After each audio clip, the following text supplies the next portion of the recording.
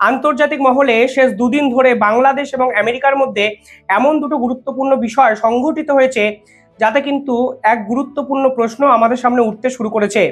আন্তর্জাতিক বিশেষজ্ঞরা বলছেন, বাংলাদেশে সামরিক শাসন প্রতিষ্ঠা হওয়া নাকি ফের সময়ের অপেক্ষা।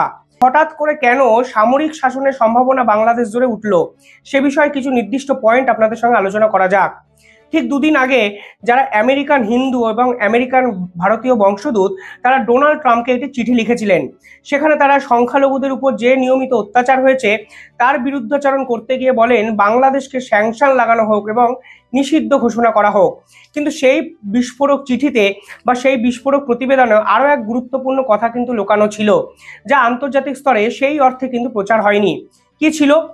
যদি আপনারা সেই মার্কিন এবং আমেরিকান হিন্দু কমিউনিটির নেতা ডাক্তার ভরত বড়াইয়ের সেই ইন্টারভিউ দেখেন, তাহলে দেখবেন উনি খুব ইন্টারেস্টিংলি একটা লাইন বলেছেন। তিনি বলেছেন, it is really the army that is control the country.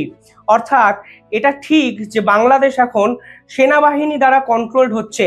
আসল কথায় ফেরা যাক, কেন হঠাৎ করে সামরিক শাসনের প্রসঙ্গ এই ভরত গোড়াই ডাক্তার ভরত বড়াই জনসমক্ষে বললেন, এবং কেনই বা ডোনাল্ড ট্রাম্পের কাছে তিনি এই ধরনের একটা বিষয় হতে পারে বলে আশঙ্কা প্রকাশ করলেন। এ প্রসঙ্গে বলে রাখি, কালকে বাংলাদেশের সঙ্গে আমেরিকার কিন্তু প্রথম অফিসিয়ালি এক মিটিং হয়েছে, যেখানে দুই দেশের পররাষ্ট্র উপদেষ্টা বা পররাষ্ট্র সচিব বা পররাষ্ট্র মন্ত্রী, যেভাবেই ভাবুন, তারা উপস্থিত ছিলেন। ডোনাল্ড ট্রাম্পের ক্ষমতায় আসার পর এই ধরনের হাই ভোল্টেজ মিটিং কিন্তু এই প্রথমবার হলো। ডোনাল্ড ট্রাম্পের নীতির উপর বাংলাদেশের ভবিষ্যৎ নির্ভর করবে না, ডোনাল্ড ট্রাম্প জিতুক বা হারুক তার উপরে বাংলাদেশের কোনো যায় আসে না, এই ধরনের একাধিক কথা কিন্তু ইউনূস সরকারের পল্টু মস্তান এবং সমন্বয়করা এর আগে ঢালাওভাবে প্রচার করেছিল। কিন্তু কাল আমেরিকা কি বলল মিটিংয়ে? আমেরিকা প্রধানত 5 থেকে 6টা বিষয় বাংলাদেশ সংক্রান্ত আন্তর্জাতিক মহলে ছড়িয়ে দিয়েছে কালকে। তারা বলেছেন, আমেরিকা চায় বাংলাদেশে বর্তমানে সমস্ত রাজনৈতিক দল যেন রাজনীতি করতে পারে।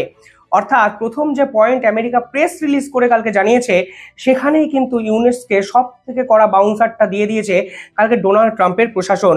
শান্তি শৃঙ্খলার পুনরুদ্ধার করার জন্য ভাবছে এবং বাংলাদেশকে সহায়তা করবে।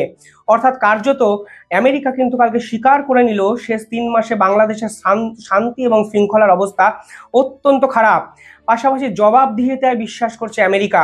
অর্থাৎ এই সামাজিক অবনমন ঠিক কিসের জন্য হলো, সেই জবাব মোহাম্মদ ইউনূস যেন জনসমক্ষে দেন, এরকমই এক্সপেকটেশন কিন্তু করেছে আমেরিকা যুক্তরাষ্ট্রের ভারত প্রশান্ত মহাসাগরীয় প্রতিমন্ত্রী ক্যাথরিন ওয়েস্ট।